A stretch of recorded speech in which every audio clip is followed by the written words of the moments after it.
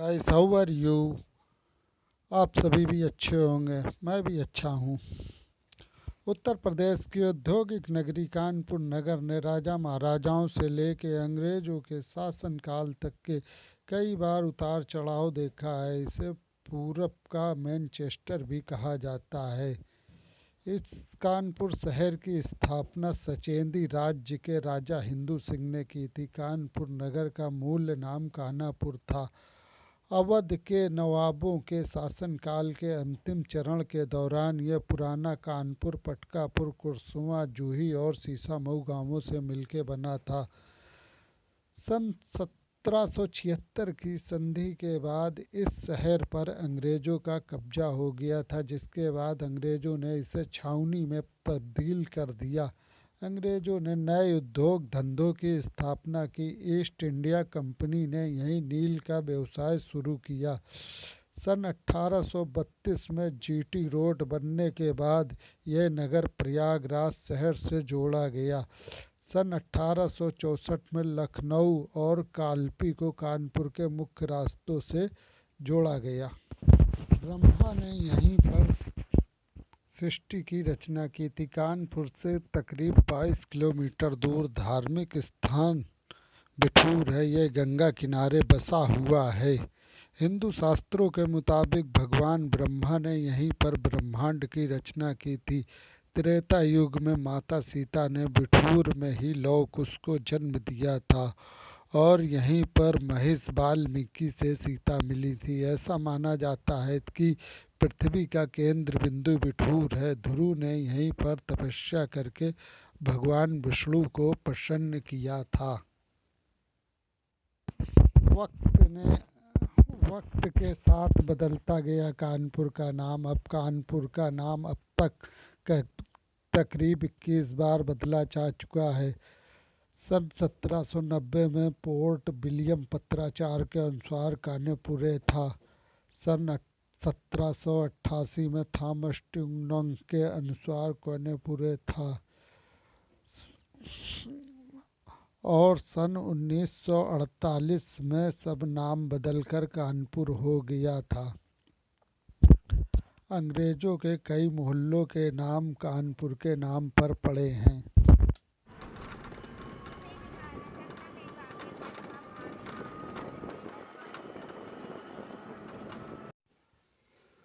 कानपुर नगर ने सन 1857 की क्रांति से लेके आज़ादी तक का कई बार उतार चढ़ाव का आमना सामना किया है।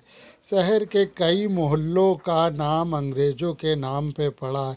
कानपुर का कर्नलगंज का नाम जेम्स शेफर्ड के नाम पर पड़ा है। परेड में अंग्रेज़ों की परेड होती थी, जिसके बाद जगह का नाम परेड कहा जाने लगा। कानपुर के मरे कंपनी का नाम कर्नल मुर्रे के नाम पर रखा गया। कूपरगंज का नाम chief commissioner of Awadh lieutenant E.W. Cooper के नाम पर रखा गया। शहर के व्यस्त बाजारों में एक मूलगंज का नाम है। मूलगंज सन 1886 से 1890 तक का कलेक्टर रहे FD मॉल के नाम पर रखा गया है। बेकनगंज का नाम कानपुर के जज रहे W. बेकन के नाम पर पड़ा है। पैथफुलगंज का नाम कमिश्नर RC पैथफुल के नाम पर रखा गया है। जॉर्ज मऊ की संधि ईस्ट इंडिया कंपनी ने कानपुर में पहली बार छावनी सन 1758 में स्थापित किया था। इतिहासकारों के मुताबिक सन 1757 में प्लासी युद्ध के बाद ईस्ट इंडिया कंपनी बंगाल में पूर्ण रूप से स्थापित हो गई थी। 1764 में बक्सर में अंग्रेज़ों और मुग़ल बादशाह शाह आलम द्वितीय के बीच युद्ध हुआ। शाह आलम की मदद करने बंगाल के नवाब मीर कासिम और अवध के नवाब शुजाउद्दौला भी शामिल हुए, लेकिन अंत में अंग्रेज़ों की जीत हुई, जिसके बाद शुजाउद्दौला को मदद मांगने फर्रुखाबाद जा रहे थे। उनका पीछे करते हुए कानपुर के जाजमऊ तक पहुंच गए और जिसके बाद सिराजुद्दौला को बचने के लिए अंग्रेजों के साथ संधि करनी पड़ी। सन 1857 की क्रांति में कानपुर का अहम योगदान रहा है। दोस्तों, वीडियो अच्छी लगे तो लाइक एंड सब्सक्राइब करिएगा। सन 1857 की ज्वाला भड़क चुकी थी।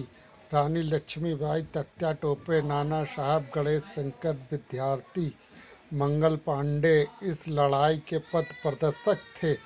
नाना साहब अंग्रेजों के खिलाफ बिठूर नगर से नेतृत्व कर रहे थे। मार्च सन 1931 को जब कानपुर में सांप्रदायिक दंगा था,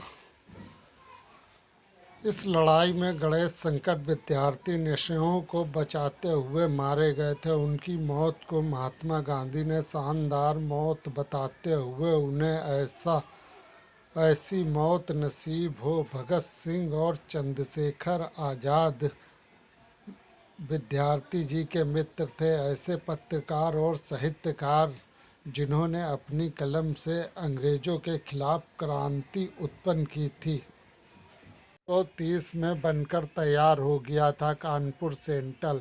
कानपुर सेंट्रल का निर्माण इंजीनियर H.O. किया था। इस स्टेशन का निर्माण नवंबर सन 1928 में हुआ था। 29 मार्च सन 1930 में बनकर यह तैयार हो गया था। उस वक्त कानपुर स्टेशन बनाने में करीब 20 लाख रुपए का खर्च आया था। पहली ट्रेन कन्नौज से कानपुर